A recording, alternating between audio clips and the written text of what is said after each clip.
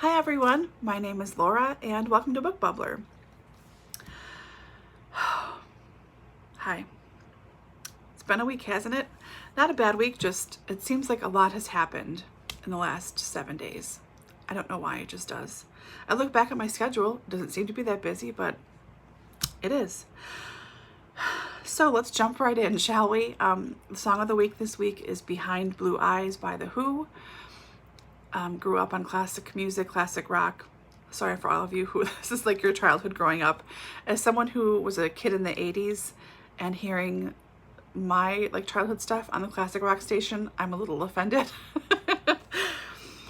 It's fine. I know it's fine, but still it's sort of like, oh man, really? All right. Anyway, I just thought it would be nice to do a little classic rock. So enjoy some Who, sing along, enjoy the nostalgia. Okay, 4 books I finished this week. I finished just one, but I am NFNing, which is not for now-ing, one recommendation. So how I pick books to read, it's by usually like a buddy read or a group read that I'm doing with somebody.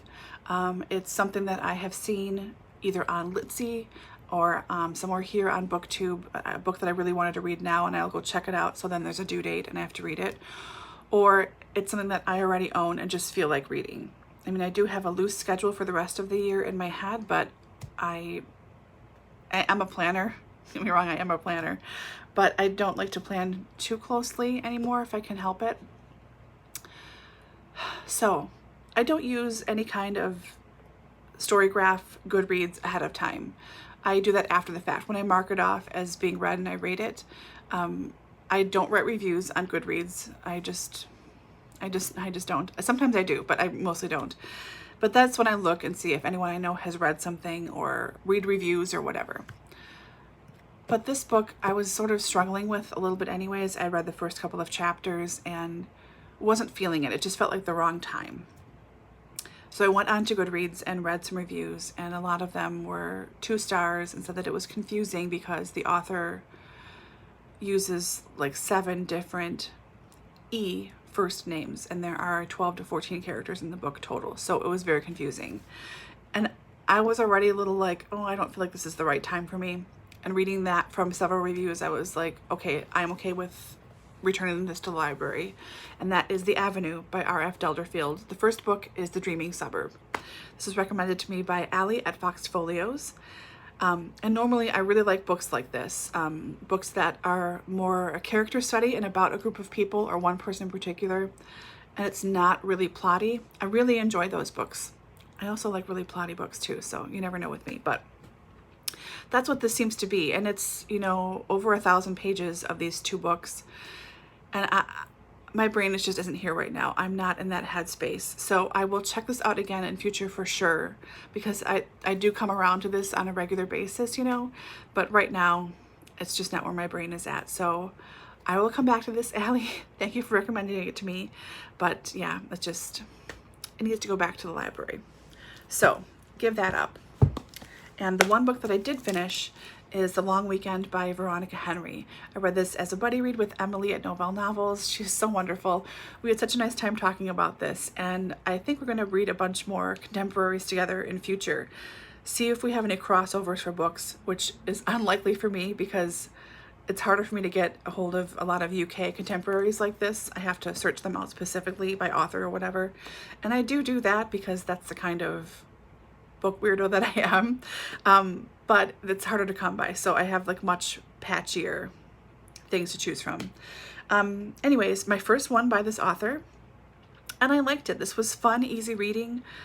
I know a lot of books like this get some flack, and people that read a lot of these books, get told that they're not real readers or whatever, but I think that there's room for every kind of reading in everyone's reading life. I mean, different times of year call for different times of books, and if you're really busy, you can't have a super complicated, smarty, learny, nonfiction kind of book on the go. Your brain is going to be like, no, I can't do this, There's space for everyone at the table, and I don't know why people that read these get such weird remarks and stuff. I get them too, like a lot of times in person.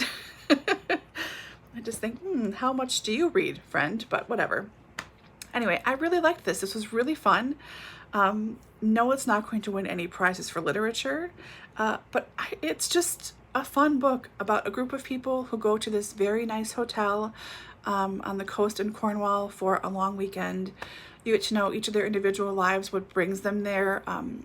There's a couple that own this hotel and run this hotel, so you get to know them as well too, and all of their stuff. And I just enjoyed it.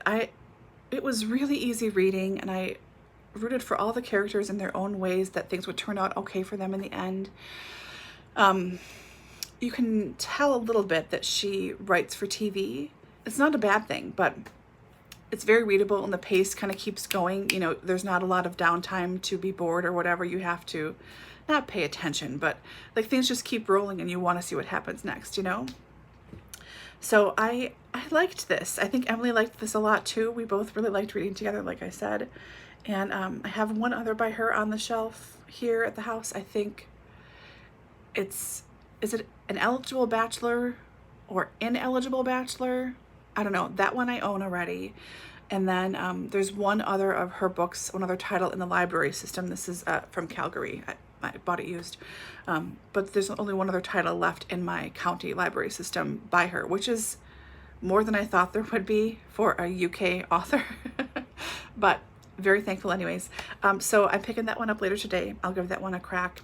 That one's about the Orient Express. I don't know what the whole title is, but something with the Orient Express.